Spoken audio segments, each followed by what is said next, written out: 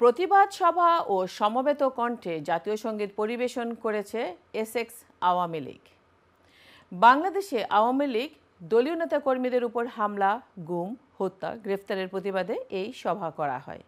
মঙ্গলবার সন্ধ্যায় এসেক্সের একটি হলে এ সভা ও জাতীয় সঙ্গীত পরিবেশন অনুষ্ঠিত হয়।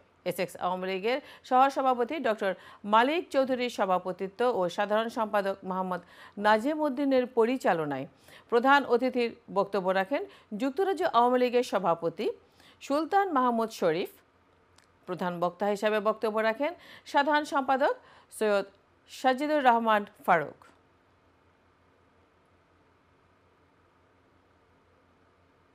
এটাই আমরা প্রমাণিত করতে চাইছি যে শেখ হাসিনা বাংলাদেশের বিগত 15 বছরের প্রধানমন্ত্রী ছিলেন, এখনও উনি আছে। 1971 সনে আমাদের জাতির জনক বঙ্গবন্ধু শেখ মুজিবুর রহমানের নেতৃত্বে যে যুদ্ধ হয়েছিল সেটা যারা মানতে পারে নাই, সেই কুচক্রী মহল আজকের এই ঘটনার মেইন নায়ক।